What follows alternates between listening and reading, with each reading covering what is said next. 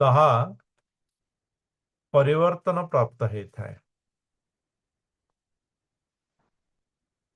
କେତେବେଳେ ସାତ୍विକ ବା ରା ରାଜସିକ ବା ତାମସିକ। ତ ଏଇ ଯୋଉ ପରିବର୍ତ୍ତନ ପଛରେ କିଛି ରହସ୍ୟ ରହିଛି।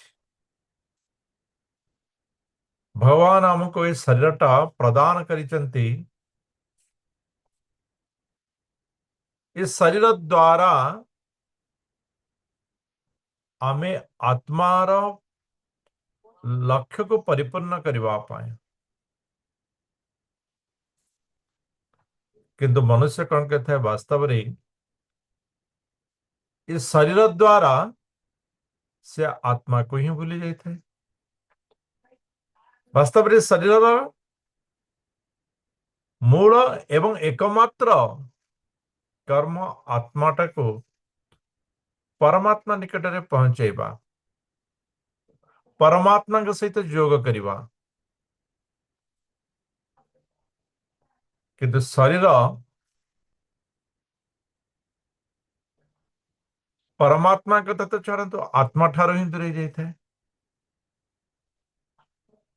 ବିଭିନ୍ନ ପ୍ରକାର ମାୟା ଇନ୍ଦ୍ରିୟ ତୃପ୍ତି ଭିତରେ ଶରୀର ଗତି କରିଥାଏ। ତେଣୁ ଆମର ଯେଉଁ ଆତ୍ମାର ଶୁଦ୍ଧ ଚିନ୍ତନ, ଶୁଦ୍ଧ ଶ୍ରଦ୍ଧା, ଶୁଦ୍ଧ ଇଚ୍ଛା, ଶୁଦ୍ଧ ସ୍ୱାଧୀନତା, ଏସବୁ ଅଶୁଦ୍ଧତାରେ ପରିଣତ ହେଇଥାଏ।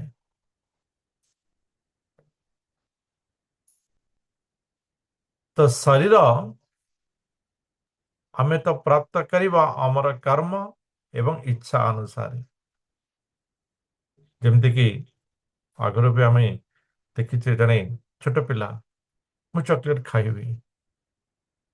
ବାପା କହିଲେ ନାଇଁ ନାଇଁ, ଡକ୍ଟର ମନା କରିଛି ଚକୋଲେଟ ଖାଆନା। ନାଇଁ ନାଇଁ, ମୁଁ ଚକୋଲେଟ ଖାଇବି, ଯଦି ନ ଖାଇବି ମୁଁ ଏଠାରୁ ଯିବି ନାହିଁ, ବୁଝିବି ନାହିଁ। ବଜାରରେ କାନ୍ଦିବ, ତ ମା କହିବ ଆରେ ପିଲାଟା ତ ଗୋଟେ ଛୋଟ ଚକୋଲେଟ କହୁଛି, ଆଉ କଣ ବେଶୀ ନହେଲେ ଗୋଟେ ଛୋଟ ଚକୋଲେଟ ତା ପାଇଁ ଦେଇଦିଅ। ଏତେ ଅନୁରୋଧ କରୁଛି, ଏତେ କାନ୍ଦୁଛି, ଏତେ କହୁଛି ଛୋଟ ଚକୋଲେଟ ଦେଇଦିଅ, ଗୋଟେ ଥର ଖାଇବ ନା, ଆଉ ତ ଖାଇବନି ନା, ସେ ବୁଝିଯିବ ନା। ଭଗବାନ କହୁଛନ୍ତି ଠିକ ଅଛି, ଏ ଗୋଟେ ଭୁଲକୁ, ସ୍ୱୀକାରୋକ୍ତିକୁ ମୁଁ ପରିପୂର୍ଣ୍ଣ କରିଦଉଛି, ତ ଆଉ ସେ ଭୁଲ କରିବ ନାହିଁ। ତ ଭଗବାନ କଣ କରନ୍ତି, ବାପା କଣ କରନ୍ତି, ଚକୋଲେଟ ଗୋଟେ ଦେଇ ଦିଅନ୍ତି। ତ ଛୁଆ ଚକୋଲେଟ ଖାଇଲା ପରେ କଣ ଶାନ୍ତ ହେଇଯାଏ? ହଁ, ମୁଁ କାନ୍ଦିବାରୁ ଚକୋଲେଟ ମିଳିଲା, ଠିକ ଅଛି। ଆଉ ଟିକେ ବଡ ହେଲା ପରେ ମତେ ସାଇକେଲ ଦରକାର। ଆରେ ନାଇଁ ନାଇଁ, ସାଇକେଲ ନାହିଁ, ଚାଲିଲା। ତ ଏଇ ପ୍ରକାର ଭାବରେ ତାର ଆସକ୍ତି ବୃଦ୍ଧି ହେଇଥାଏ ଏବଂ ବାପା ଚିନ୍ତା କରୁଥାନ୍ତି ଯେ ସେ କେମିତି ଏଥିରୁ ନିବୃତ୍ତ ହେବ, କିନ୍ତୁ ସେ ଭିତରେ ସେ ପଶି ଯାଇଥାଏ। ତ ଭଗବାନ ବି ବାସ୍ତବରେ ସେୟା ହିଁ ହେଇଛି। ଆମର ଯୋଉ ଇଚ୍ଛାର ମାନେ ଦୁରୁପଯୋଗ, ଇଚ୍ଛାକୁ ଦୁରୁପଯୋଗ କରିବା ଦ୍ୱାରା ଆମ ଯୋଉ ବାସ୍ତବିକ ମାୟାର ଭିତରେ ଗତି କରୁଛେ, ତେଣୁ ବିଭିନ୍ନ ପ୍ରକାର ଶରୀର ପ୍ରାପ୍ତ ହେଉଛି ଏବଂ ବିଭିନ୍ନ ଶରୀର ପ୍ରାପ୍ତ ଆମକୁ ବିଭିନ୍ନ ପ୍ରକାର ପରିଚୟ ଦେଉଛି। କିନ୍ତୁ ଆତ୍ମା ଏକ, ସେ ପରମାତ୍ମାଙ୍କର ସେ ସବୁ ଭିତରେ ଆତ୍ମା ଏକ। ଆତ୍ମାର ରୂପ, ଗୁଣ, ସବୁ କିଛି ଏକ। କେବଳ ଆମର ଶରୀରରେ ପରିବର୍ତ୍ତନ, ମାୟାର ପରିବର୍ତ୍ତନ, ପ୍ରକୃତିର ପରିବର୍ତ୍ତନ। ଯେତେବେଳେ ମଣିଷ ପ୍ରକୃତିର ପରିବର୍ତ୍ତନକୁ ଅନୁଭବ କରୁଛି, ସେ କହୁଛି मो प्रकृति को जानी पारली तो मो भगवान मो पांचटा पुओ छटा झील ना कण ये सब मोर सब एमाने पुत्र पुओ झील माने सब तो एमाने जेहेतु मोर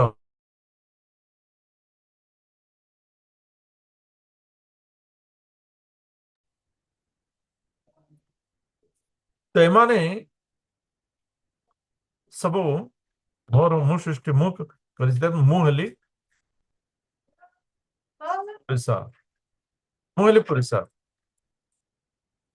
तो यही पुरुष भावना रे से कौन करते निजको पुरुष बोली अनुभव करते प्रकृति ठार निजको पुरुष बोली अनुभव कर किंतु वास्तव रे पुरुष हेउचंती भगवान वास्तव में पुरुष हेउचंती भगवान जे कि सर्वश्रेष्ठ सब किछि सृष्टि कारण किंतु मनुष्य मायार संपर्क रे आसी माया द्वारा मोहित हुई से निजको पुरुष बोली मान प्रकृति एवं पुरुषर प्रभेद को न जानिवार कारणरू मनुष्य प्रकृति एवं पुरुषर प्रभेद को न जानिवार कारणरू सी क्षेत्र क्षेत्रज्ञ को मध्य जानी पारे नाही एवं क्षेत्र क्षेत्रज्ञ को न जानिवा कारणरू से अज्ञान वशतः ज्ञेय जहाँ को जानिवा कथा से ब्रह्म परम ब्रह्म परमात्मा को मध्य जाने नहीं यही कारणरू भी आजकल बहुत जरा प्रश्न करती से भगवान अच्छन्ति तार प्रमाण कौन भगवान अच्छन्ति यार प्रमाण कौन तार वास्तविकता हला मायार प्रभाव मुझसे भीतर को जाओ नहीं जे भगवान अच्छन्ति यार प्रमाण ये आम मान कहा आवश्यक नहीं जेहेतु आम माने प्रमाणित तेणु प्रत्येक दिन भागवतम श्रवण करिवार आग्रह रखी तो मायार जो शक्ति ये अति दृढ़ अटे सब शक्ति को काटिवा किछ किछ सहज साध्य होता है किंतु मायार शक्ति को काटिवा ये बहुत दृढ़ कहीं भगवान हमको ये प्रदान करिचंती हमर सुरक्षा पे तो सुरक्षा कवच तो दृढ़ है आवश्यक दृढ़ किंतु आमे ताको यदि अपप्रयोग करिवा तेबे से जो दृढ़ता से आम विरोध ही काम कर जितेबेले पर्यंत मनुष्य भगवान को न जानी पारिछि भगवान सही पाद पद्म रे शरणागत न रही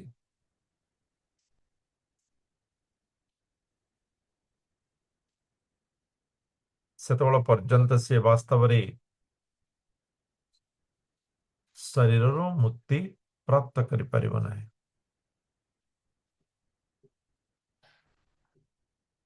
जे भगवान के प्रति अनन्य प्रेम भक्ति रे निमग्न रही था अनन्य प्रेम एवं क्यों प्रकार न विशुद्ध विशुद्ध भाव रे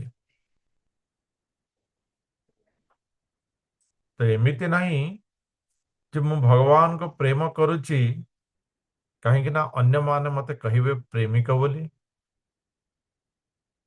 जाओ ये बड़ भगवत प्रेमिका से मु भगवान को प्रेम करुची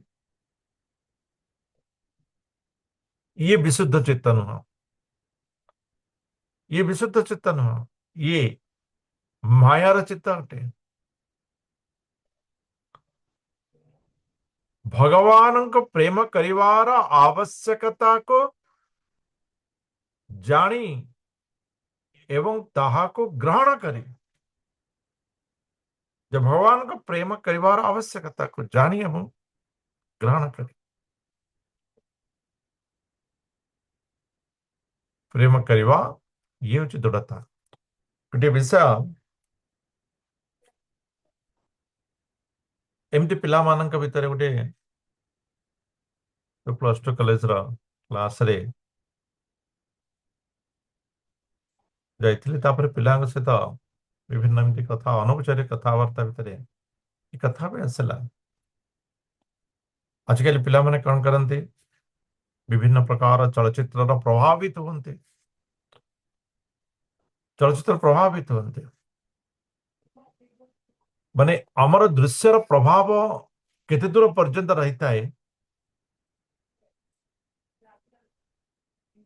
आम देखिपर। गोटे कौन से टूथपेस्ट कंपनी से किछि वर्ष पूर्वे गोटे एडवर्टाइजमेंट दौला जे गाँव लोक माने देखंतु, ग्रामर लोक माने जो कोइला अंगार बोलिकी कहती से दंतमंजन करुचंती, दांत काठिरे दंतमंजन करुचंती। यह द्वारा दांतर सेड़ा रही एमिति नष्ट हुए, पूरा नष्ट हो जाए, दांत नष्ट हो जाए, माने एड़ा को रोग करे इत्यादि इत्यादि। तो लोके कहले वाह, अरे टीवी रे कहूची एड़ा को करवा द्वारा खराब, लोके ताको छाड़देले। कौन करवा दरकार ना, नो ना, मु पूरा टूथपेस्ट रखी, वो टूथपेस्ट किना, तो टूथपेस्ट किन लोके। आज से ही टूथपेस्ट कंपनी एडवर्टाइजमेंट करुची जे ए टूथपेस्ट चारकोल मिसा जहा कि दांत पाई अति उत्तम अटे।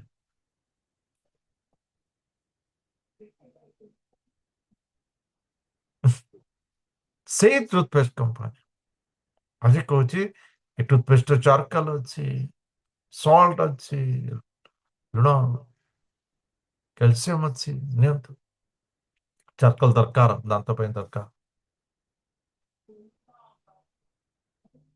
तो मनुष्य को माया भितरे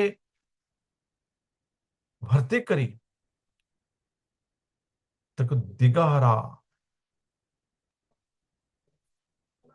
ये कौन होता है ना, अधर्म चिंतार प्रभाव होता है। से चिंता करो ना जे ता आगे थिया व्यक्तिर उत्तम बा हेबो बा न हेबो तार क्षेत्र किछि जाय आसे नहीं। तार केवल गोटे विषय हला जे तार कंपनी रे जिंस सरी जवा दरकार, ताको लाभ हेबा दरकार। तेणु सी से बंधन रही काम करता है ना, विभिन्न प्रकार माया खेल आम उपर करिଥାଏ। तो ये संसार होछि मायार संसार। मनुष्य किछि बहुत किछि दृश्य देखुछि, दृश्य रे हमें देखुछे। आपण मन चिंता करंतु, केबे हमें पेरेंट्स माने चिंता करिना हम बोधे, एवं जो माने करूचंती बोधे से माने माने लाचार हो जाउचंती। हमरा जो सिनेमा रही से कौन हुए ना, गोटे हीरो रहे से सब बेस्ट विलियन मान को मारी दिए। हाँ, ताको समस्ते पसंद करती, समस्ते बाहा भी बोली कहते ए प्रकार करते। कि से हीरो कार्यकलाप देखिए कॉलेज रे शिक्षकों को चुगली करवा,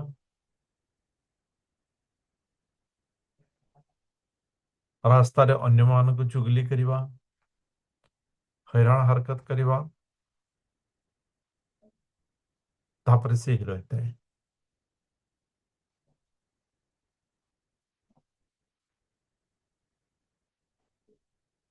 ତ ଏକ ଶୃଙ୍ଖଳିତ ଜୀବନ ଗୋଟିଏ ପିଲା ଭିତରେ, ଗୋଟିଏ ଶିଶୁ ତରୁଣ ଭିତରେ ପ୍ରଭାବିତ ହୋଇପାରିବ କି?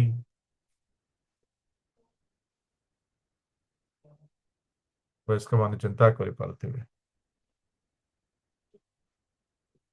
କେଉଁ ସ୍ତରରେ ମାୟାର ପ୍ରଭାବ ଭିତରେ ଆମେ ରହୁଛୁ। ଜଣେ ବ୍ୟକ୍ତି କହିଲେ, ଆରେ ମୁଁ ବହୁତ କିଛି ଅ, ଭଗବତ ଗୀତା କ୍ଲାସ କରିଛି, ଭଗବତ ଗୀତା ପଢିଛି, ମୁଁ ସବୁଦିନ ଭଗବତ ଗୀତା କମ ସେ କମ ଗୋଟେ ଶ୍ଲୋକ ପଢେ, ପ୍ରତିଦିନ ଗୋଟେ ଶ୍ଲୋକ ପଢେ। ହେଇପାରେ ମତେ ଭଗବତ ଗୀତା ସରିବାକୁ 200 ବର୍ଷ, କିନ୍ତୁ ପ୍ରତିଦିନ ଗୋଟେ ଶ୍ଲୋକ ନିଶ୍ଚିତ ରୂପେ ପଢେ। ମୁଁ କହିଲି ବହୁତ ଭଲ କଥା।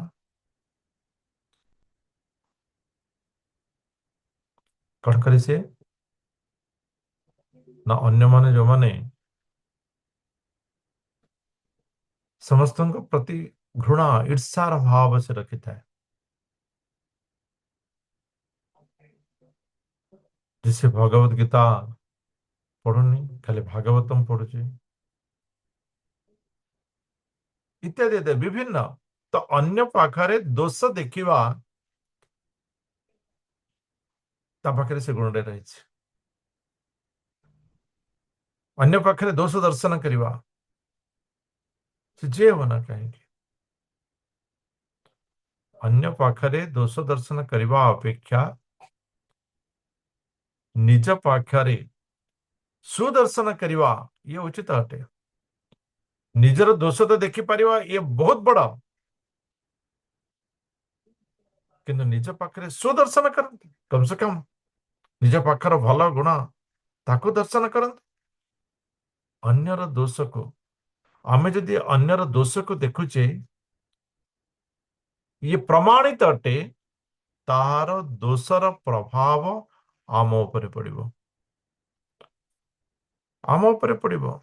କାହିଁକିନା ସିଏ ଚାହୁଁଥିବ, ଗୋଟେ ବ୍ୟକ୍ତି ଯଦି ଚାହୁଁଛି ଯେ ବାସ୍ତବରେ ମୋ ପାଖରେ ଏ ପ୍ରକାର ଏକ ଦୁର୍ଗୁଣ ରହିଛି, ପ୍ରଭୁ ମତେ ଏ ଦୁର୍ଗୁଣଟାକୁ ହଟେଇବାକୁ ଚେଷ୍ଟା କରନ୍ତୁ। ମୁଁ ନିଜେ ଚାହୁଁଛି, ହଟେଇ ପାରୁନାହିଁ, ମୋର ଏ ଦୁର୍ଗୁଣଟାକୁ ହଟେଇ ଦିଅନ୍ତୁ। ବାସ୍ତବରେ ମୋ ପାଖରେ କାହିଁକି ମୋ ପାଖରେ ରହିଯାଇଛି ଗୁଣ, କିନ୍ତୁ ମୁଁ ଦୂରେଇବାକୁ ଚାହୁଁଛି। ତ ସେ ହଟିବ ଯଦି କାହା ପାଖକୁ ଯିବ, ଯେ ତାର ସେଇ ଦୁର୍ଗୁଣକୁ ବାରମ୍ବାର ବାରମ୍ବାର ତାକୁ ଦ୍ୱେଷ ଦୃଷ୍ଟିରେ ବ୍ୟବହାର କରିଥାଏ, ତା ପାଖରେ ଯାଇ ସେଟା ପହଞ୍ଚିଯିବ।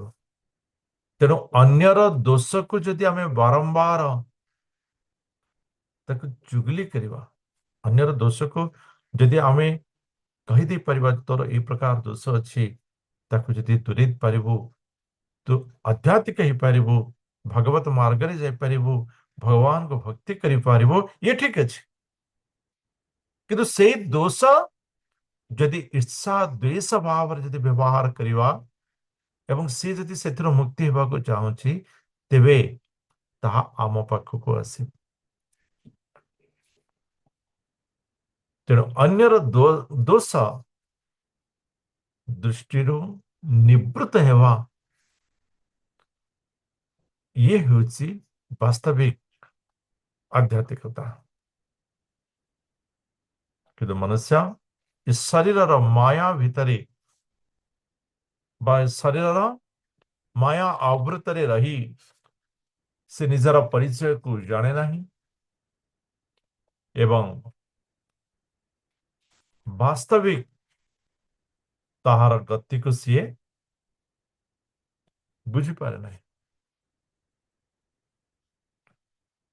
ଯେ ଭଗବାନ ହେଉଛନ୍ତି ବାସ୍ତବିକ ପୁରୁଷ, ପରମ ପୁରୁଷ, ଯାହାଙ୍କ ଠାରୁ ଏ ସମଗ୍ର ଜଗତ ପ୍ରକଟିତ ହେଇଥାଏ, ଏବଂ ଯିଏ ଏ ସମଗ୍ର ଜଗତରେ ବ୍ୟାପ୍ତ ହେଇ ରହିଛନ୍ତି। ଆପଣ ଆକାଶ ପରି ବିଶାଳ ଅଟନ୍ତି, ଆଶୁତୋଷ ମହାଦେବ କହୁଛନ୍ତି। ଆପଣ ହେଉଛନ୍ତି ଆକାଶ ପରି ବିଶାଳ, ଆପଣ ହେଉଛନ୍ତି ପରମ तत्व। ଆପଣ ହେଉଛନ୍ତି ପରମ ତତ୍ଵ, ଯେଉଁ ତତ୍ଵକୁ ଜାଣିବା ପରେ ଆଉ କିଛି ଜାଣିବାର ହିଁ ନଥାଏ। ଆଉ କିଛି ଜାଣିବାର ନଥାଏ। ଯେ ଭଗବାନ ସେହି ପରମ ବ୍ରହ୍ମ ପରମାତ୍ମା ପରମ ତତ୍ଵକୁ ଜାଣିନି, ତା ପାଖରେ ଆଉ ଜାଣିବାର କିଛି ହିଁ ନଥାଏ। ଅର୍ଥାତ୍ ସେହି ପରମ ତତ୍ଵକୁ ଜାଣିବା ହିଁ ମନୁଷ୍ୟର ଅନ୍ତିମ ଗତି ଅଟେ।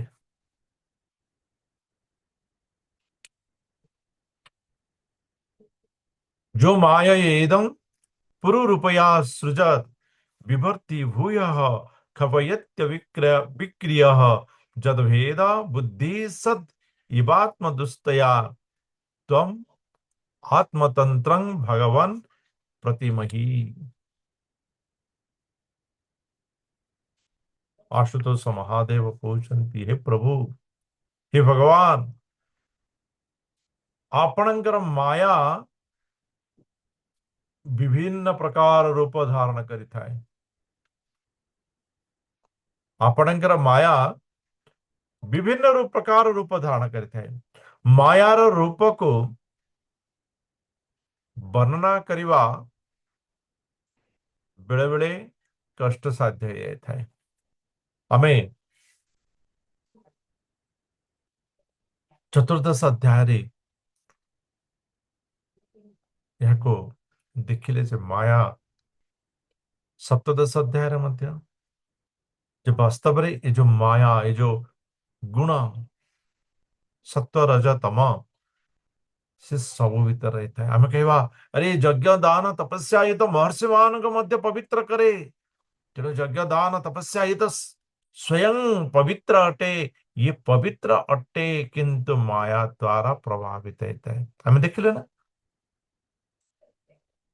यज्ञ करिवार विचार मध्य प्रभेद माया सृष्टि कर देता है। तो माया विभिन्न प्रकार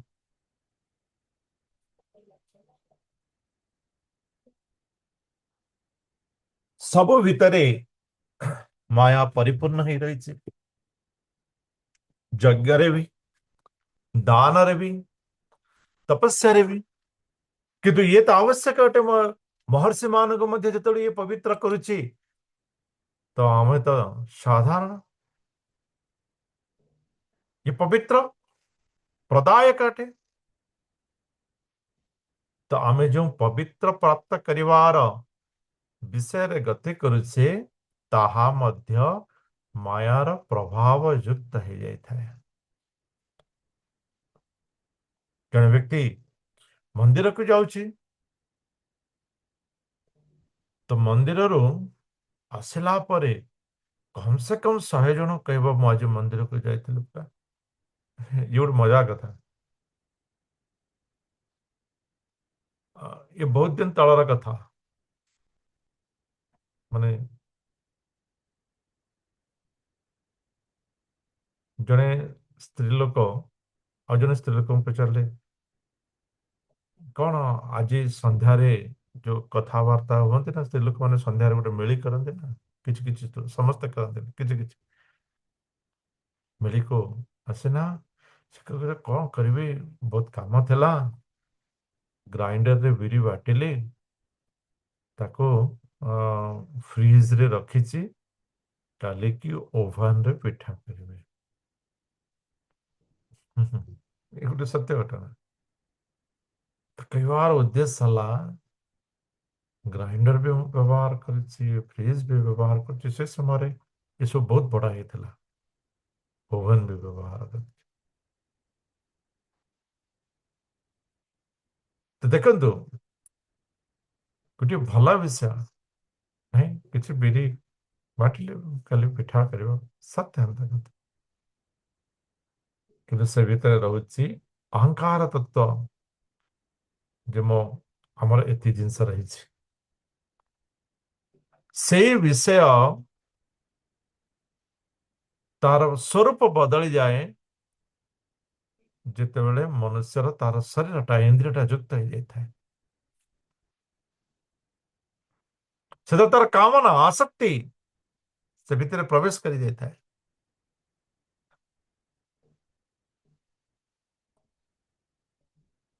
ତେଣୁ ମନୁଷ୍ୟ ମାୟାର ବନ୍ଧନରେ ବିଭିନ୍ନ ସ୍ଥାନରେ ମନ୍ଦିରକୁ ଯାଏ, ଜଣେ ଆସିଲା ପରେ କମ ସେ କମ 100 ଜଣଙ୍କୁ ସେ କହିବ ଯେ ମୁଁ ଆଜି ମନ୍ଦିରକୁ ଯାଇଥିଲି। ଏଥିରେ ଆମେ ବୁଝିପାରୁଥିବା ଯେ ମନ୍ଦିରକୁ ଯିବାର ବାସ୍ତବିକ ତତ୍ତ୍ୱରୁ ସେ କେତିକି ଦୂର ଘୁଞ୍ଚି ଯାଇଛି। ଯେମିତି ନୌକା ପବନ ଦ୍ୱାରା ତାହାର ଲକ୍ଷ୍ୟସ୍ଥଳରୁ ଘୁଞ୍ଚି ଯାଇଥାଏ, ସେଇ ପ୍ରକାର ମନୁଷ୍ୟ ମାୟା ଦ୍ୱାରା ତାହାର ଗନ୍ତବ୍ୟ ସ୍ଥଳକୁ ଭୁଲି ଯାଇଥାଏ। ଭଗବାନଙ୍କର ମାୟା ବହୁତ ପ୍ରକାରର ଏବଂ କିଛି ବିଷୟ ରହିଛି ଯାହାକୁ ଭୁଲିଯିବା ଉଚିତ।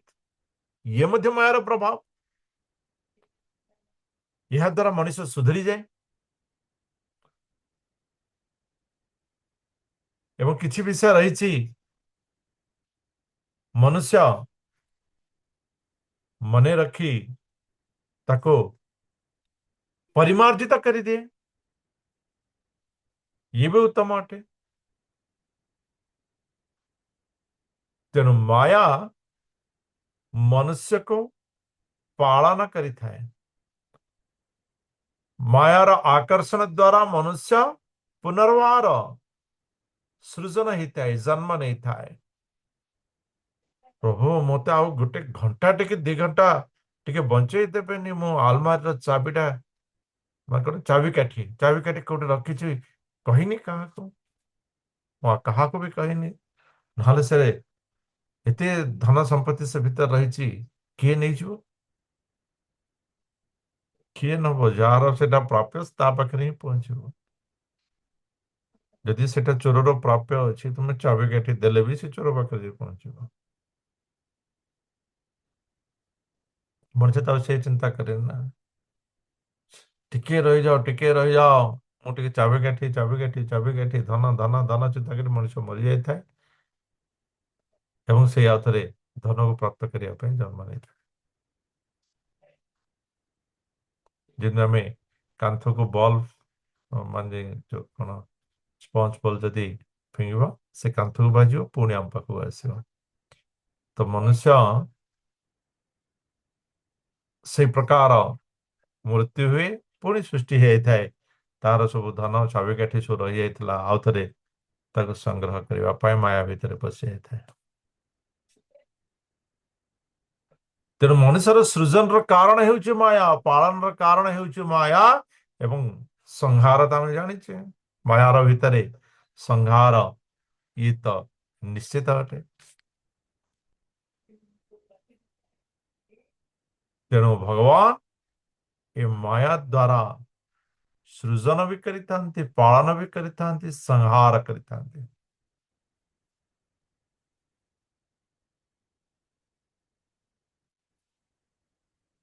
ଏ ମାୟା ମନୁଷ୍ୟକୁ ଭେଦ କରିଦେଇଥାଏ।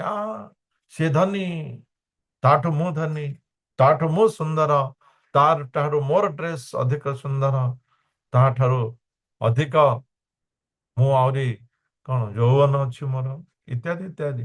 କେତେଜଣ ଏହି ପ୍ରକାର ବି କରିଥାନ୍ତି। ତ ମାୟା ମନୁଷ୍ୟକୁ ବିଭେଦ କରିଦେଇଥାଏ, ମନୁଷ୍ୟ ଭିତରେ ବିଭେଦ କରିଦେଇଥାଏ। କିନ୍ତୁ ଏ ମାୟା ଭଗବାନଙ୍କୁ କେବେ ସ୍ପର୍ଶ କରେ ନାହିଁ। ଏ ମାୟା ଭଗବାନଙ୍କୁ କେବେ ସ୍ପର୍ଶ କରେ ନାହିଁ।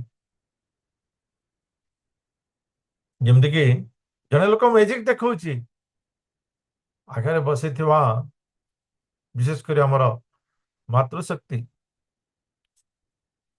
କାନ୍ଦି ପକେଇବେ, ଆହା ମାରିଦେଲା ପୁରା, କାଟିଦେଲା ପୁରା। କିନ୍ତୁ ଯିଏ ମାୟା ଦେଖଉଛି, ଯିଏ କାଟୁଛି, ତାର କିଛି ଏଫେକ୍ଟ ହୁଏନି, କାହିଁକିନା ସେ ଜାଣିଛି ଏଠି ମାୟା। ଏବଂ ଯେଉଁମାନେ ତା ପାଖରେ ରହିଥାନ୍ତି ସେମାନେ ମଧ୍ୟ ଏଫେକ୍ଟ ହୁଅନ୍ତିନି, କାହିଁକି ନା ସେମାନେ ଜାଣି ଯାଇଛନ୍ତି। ସେଟା ସେହି ସ୍ତରକୁ ଯିଏ ବୁଝିଯାଏ ସେ ଭଗବାନଙ୍କ ନିକଟତର ହେଇଯାଏ।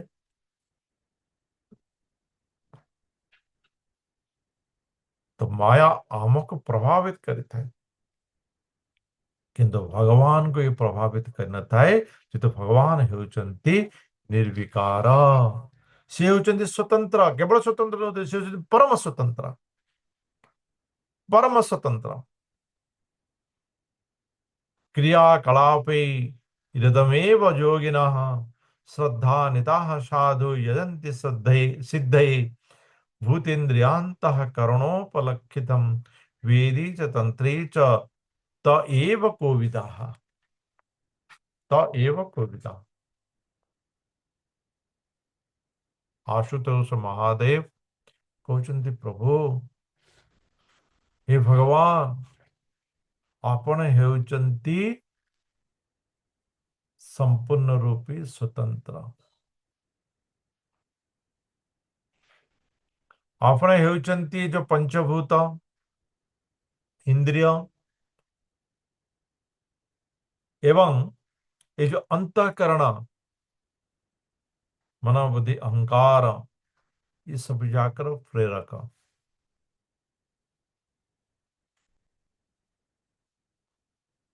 वास्तव में जो माने बुझी पारुथिबे जे ए पंचभूत इंद्रिय ये सब अमर शरीर अंतर्भुक्त अटे।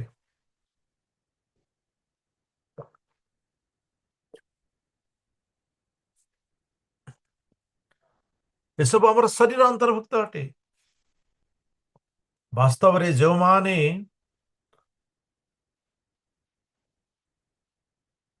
इस शरीर को जानी, इस शरीर को जानी, शरीर को प्राप्त करी, पंचभूत इंद्रिय अंतःकरण को प्राप्त करी मध्य भगवान को अनन्य प्रेम करि थांते। भगवान को दिनचर्या प्रभात ब्रह्म मुहूर्त समय सकाल स्नान करी भगवानंकर श्रृंगार करि देथांती, स्नान करि देथांती, गंध लेपन करि देथांती, पुष्पहार प्रदान करि देथांती, सुंदर भावरे वस्त्र प्रदान करिथांती, सुगंध द्रव्य द्वारा सुसज्जित करी सुंदर भावरे भगवान को किसी प्रसाद अर्पण करिथांती, जप करिथांती, भगवान के सहित एकाकार हो जाइथांती। सेମାନଙ୍କୁ इंद्रिय कौन करिवो, सेମାନଙ୍କୁ पंचभूत कौन करिवो, सेମାନଙ୍କୁ अंतःकरण कौन करिवो। ए सब किछि भगवान को पई समर्पित हो जाता है। वास्तव में जो माने निजर कर्तव्य कर्म को समाहित करी सदा सर्वदा अन्य प्रत्येक समय रे प्रत्येक मुहूर्त रे भगवान सहित जोड़ी हुई रही थांते, वास्तव रे सेमाने ही वेद शास्त्र प्रकृत तत्व को, वेद शास्त्र प्रकृत लक्ष्य को प्राप्त करिसंती। कौन न भगवान शरणागत है। भगवान हेउचंती परम पुरुष, भगवान हेउचंती परम ब्रह्म एवं भगवान हेउचंती सब किछि। ये जो वेद शास्त्र सारांश तत्व अटे से तत्व को तो समाने ग्रहण करिसंती। तो वास्तविक तत्वविद से माने अटंती जे प्रत्येक समय प्रत्येक मुहूर्त निजर कर्तव्य कर्म एवं भगवत कर्म सहित युक्त ही थांते।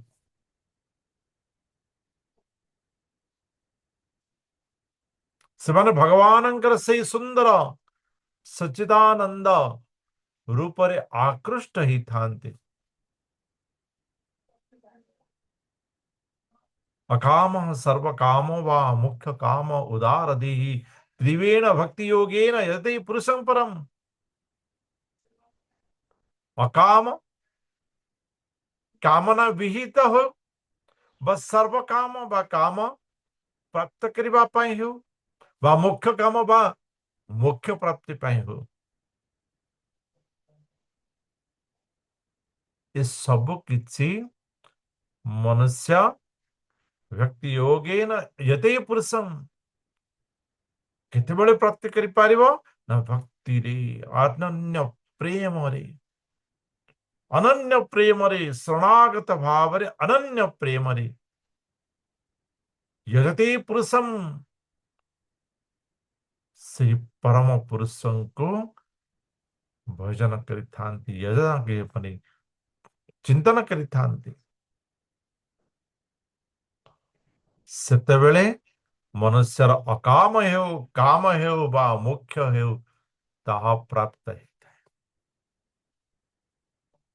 କହିବାକୁ ଗଲେ ଗୋଟିଏ ପଦରେ ଗୋଟେ ବହି ଗୋଟେ ମୁଁ ଦେଖୁଥିଲି ସେ ବହିର ନାଁ ହେଲା କଣ ଥିଲା ଗୋଟେ କଣ ଯାହା ଖୋଜିବ ତାହା ପାଇବ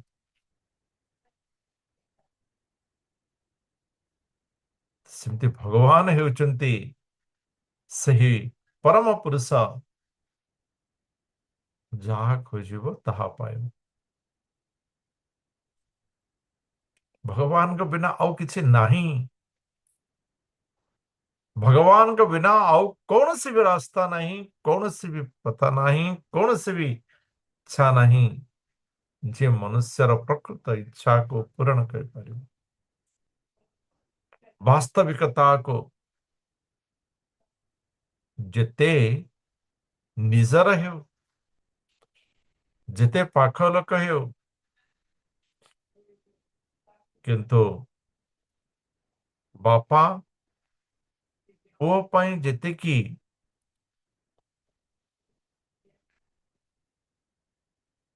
ସ୍ୱୟଂ ଭାବରେ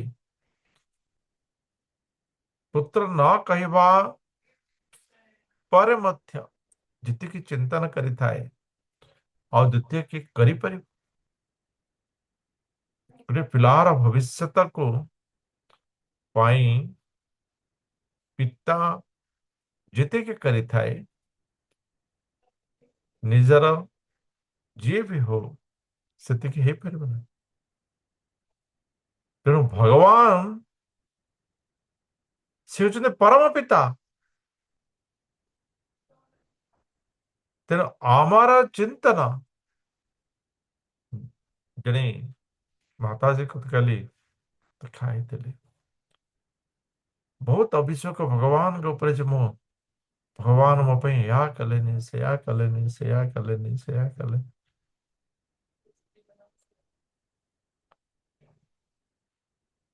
କିନ୍ତୁ ଭଗବାନ ଯାହା କଲେ ତାହାର କୌଣସି ଆଉ ଧନ୍ୟବାଦ ଦବା ପାଇଁ ସମୟ ହିଁ ନାହିଁ ଚିନ୍ତନ ହିଁ ନାହିଁ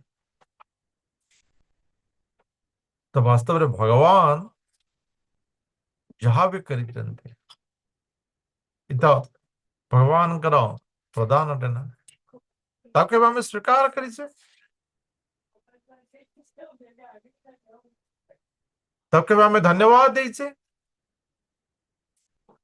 ନାଇଁ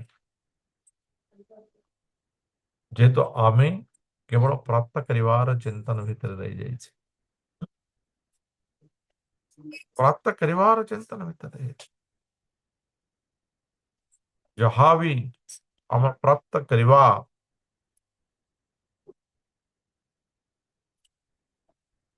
ଯେତେବେଳେ ଆମେ ମୁଁ ଆଗରୁ ବି କହିଥିଲି ଜଗନ୍ନାଥ ମନ୍ଦିର ଭିତରକୁ ଯିବା ପ୍ରଥମେ ସୁଭଦ୍ରାଙ୍କୁ ଦେଖା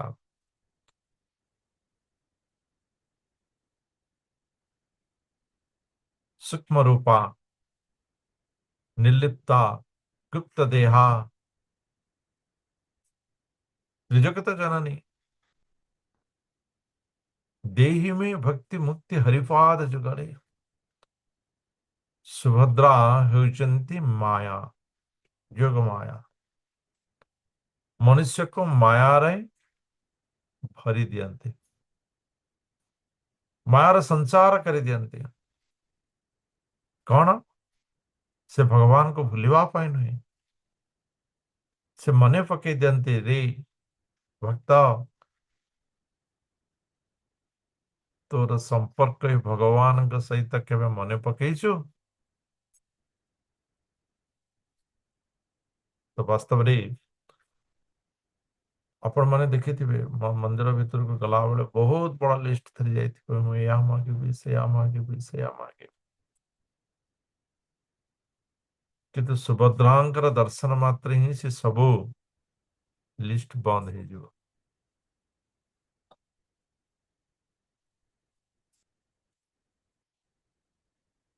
ଯେମିତି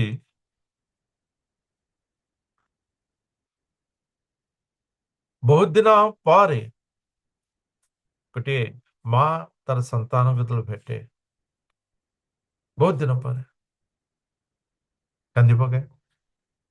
ଭେଟିଛୁ ତ, ଏଥିରେ କାନ୍ଦିବାର କଣ ଅଛି? ଇଏ ଯେ ଆନନ୍ଦ, ଆନନ୍ଦ। ସେଇ ପ୍ରକାର ଭକ୍ତିଟି ଯେତେବେଳେ ମାୟାର ମୋହରୁ ଅତିକ୍ରମ କରି ଯାଇଥାଏ, ଭଗବାନଙ୍କ ଆଗରେ ତାହାର ଅଶ୍ରୁ ମୋଚନ ହେଇଥାଏ।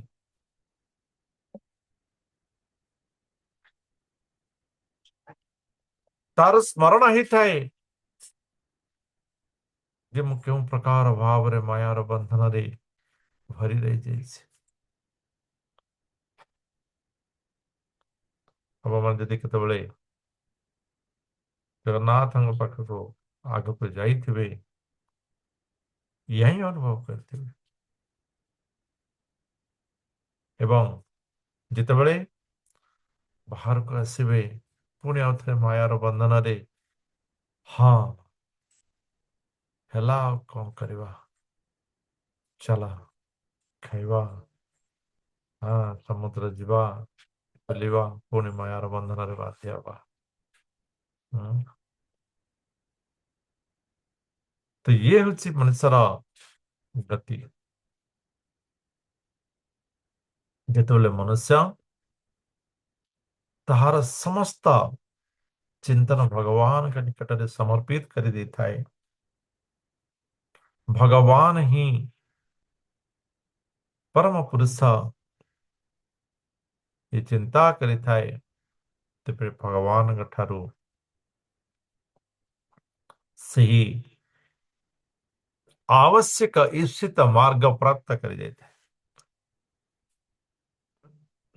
जे भी अन्य देवता भक्ता यजंती श्रद्धान्विता ते भी मांग एव कौन्तेय यजंती अविधि पूर्वक सर्वदेवं नमस्कारं नारायणं प्रतिगच्छति। हमें तो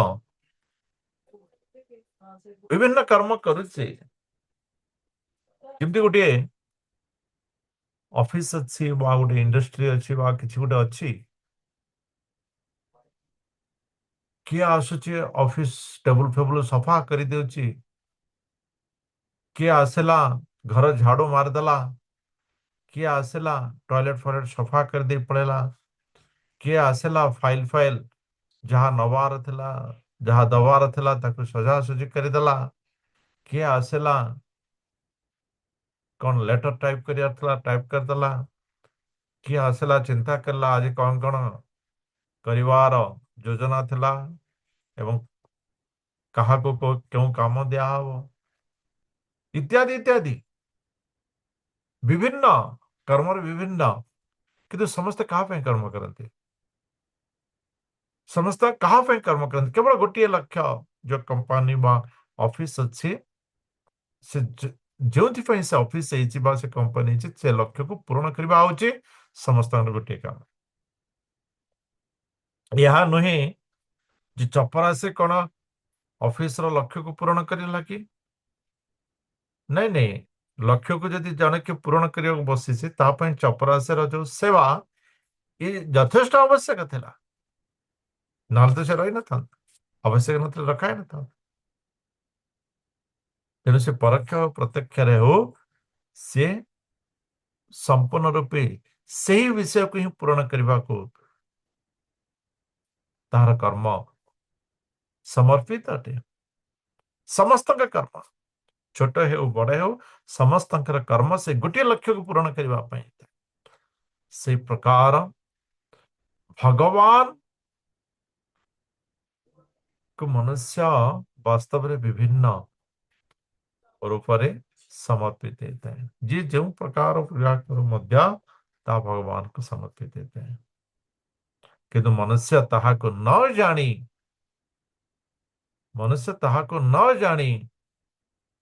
से कहता है कंपनी माने चिंता यदि अन्य प्रकार करते कंपनी जहाँ अच्छे हो बा ऑफिस जहाँ अच्छे हो मो केवल करी ताहा वास्तव में ताको नष्ट करता है। वास्तव में नष्ट करता है जन यदि कंपनी बा से ऑर्गेनाइजेशन दरमा नथुपन ताहा यदि काम न करिबा बा ताहार विरुद्ध रे बा तार नियम विरुद्ध रे काम करिबो कौन हेबो सेटा अविधि हिजिबो। तेणु वास्तव में भगवान से होते परम पुरुष परम तत्व परम ब्रह्म परम श्रेष्ठ परम नियंता जी जानी समर्पित होता है कि विधि प्राप्त होता है। वर्णाश्रमाचार अवता पुरुषेण परम परापमान विष्णुराराध्यते पंथा नान्यत दोष कारण विष्णु पुराण रो ये उद्धृत कराଯାଇଛି।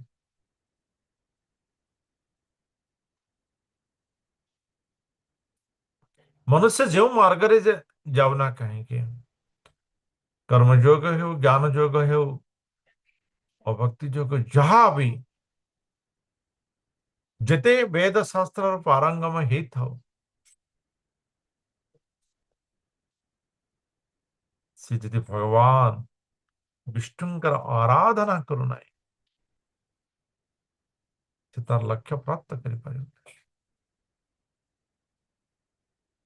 आउ तम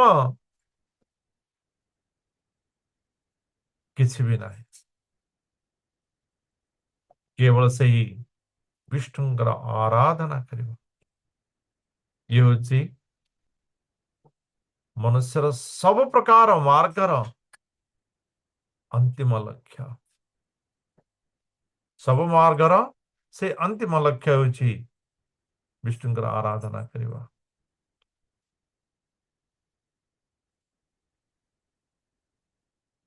त्वमेक आद्यः पुरुषः सुप्त शक्ति स्तया रजः सत्वतमो विविद्यते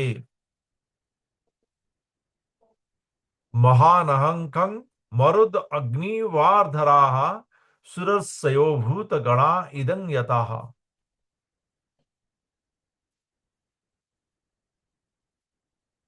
आशुतोष महादेव कहउचंती हे प्रभु आपण हेउचंती अदित्य आदि पुरुष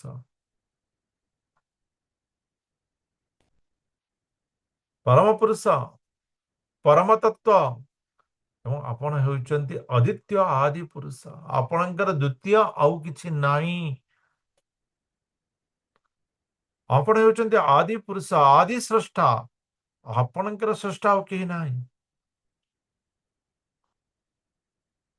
ବାସ୍ତବରେ ସୃଷ୍ଟି ପୂର୍ବରୁ ଆପଣଙ୍କର ମାୟା ଶକ୍ତି ସୁପ୍ତ ରହିଥାଏ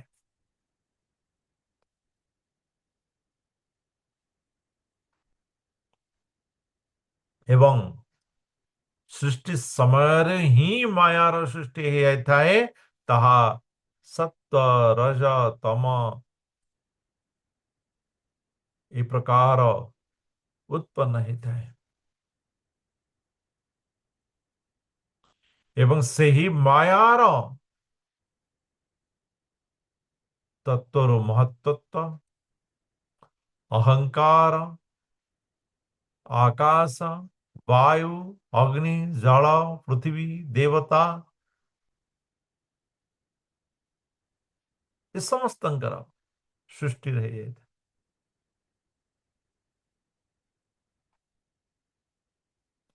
ये जगत परिपूर्ण हो जाए ये जगत पुणी परिपूर्ण है।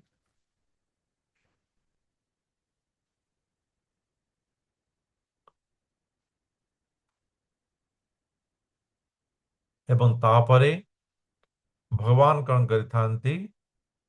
ହଁ, ଏଠି ଗୋଟେ ଜିନିଷ ଆମେ ବୁଝିପାରିବା ଯେ ଦେବତା ପୃଥିବୀ ଋଷି ମହର୍ଷି ମାନେ ମଧ୍ୟ ପରିପୂର୍ଣ୍ଣ ହେଇଥାନ୍ତି, ଅର୍ଥାତ୍ ଏମାନେ ମଧ୍ୟ ମହାପ୍ରଳୟରେ ଭଗବାନଙ୍କର ଗର୍ଭସ୍ଥ ହେଇଥାନ୍ତି ଏବଂ ପୁନର୍ବାର ସୃଷ୍ଟି ସମୟରେ ରଚନା ହେଇଥାନ୍ତି।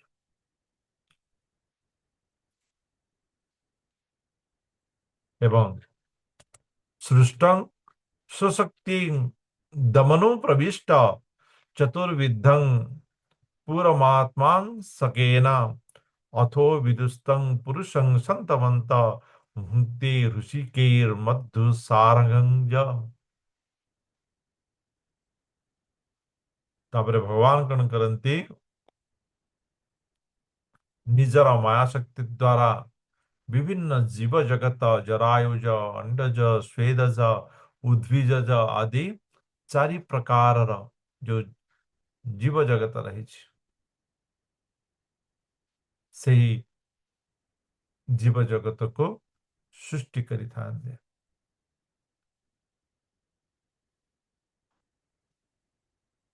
ଯେମିତି ମହୁମାଛି, ଆପଣମାନେ ଦେଖିଥିବେ ମହୁ ଫେଣାରେ ମହୁମାଛି ରହିଥାଏ, କଣ ଖାଉଥାଏ? ମହୁ ଖାଉଥାଏ। ସେ ମହୁ କିଏ ତିଆରି କରିଛି, କିଏ ସଂଗ୍ରହ କରିଛି? ସେ ନିଜେ ହିଁ ସଂଗ୍ରହ କରିଥାଏ ବିଭିନ୍ନ ଜାଗାରୁ। ତ ସେଇ ପ୍ରକାର ଆପଣ ନିଜ ଦ୍ୱାରା ଉତ୍ପନ୍ନ କରାଯାଇଥିବା ଏହି ପ୍ରକୃତି, ସେଥିର ଉତ୍ତମତାକୁ ଆପଣ ଆଗ୍ରହଣ କରିଥାନ୍ତି।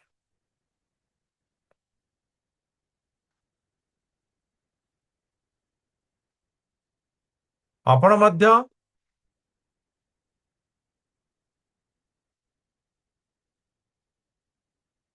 इंद्रिय द्वारा बा ये जो प्रकृति था मनुष्य ईश्वर द्वारा जहाँ भक्ति करिथाए, जहाँ प्रदान करिथाए, आपण ताहाକୁ प्राप्त करिथाନ୍ତି।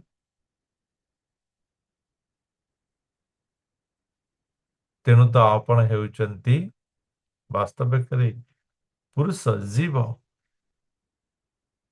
आपण हेउचंती वास्तवरे पुरुष बा जीव बोली कहा जाए। तो मनुष्य जो प्रकार इंद्रिय द्वारा आनंद प्राप्त करिथाए, भगवान मनुष्यर से इंद्रिय जेतेबेले भगवान को समर्पित हेते भगवान आनंद प्राप्त करिथाନ୍ତି। से इंद्र द्वारा मायार आनंद मनुष्य प्राप्त करिथाए, आध्यात्मिक आनंद प्रदान रे भगवान प्राप्त करिथाନ୍ତି। तेणु भगवान भी गोटे पुरुष बा जीव बोली कहा जाए,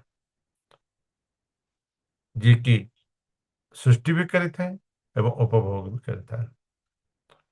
तो ये प्रकार वाह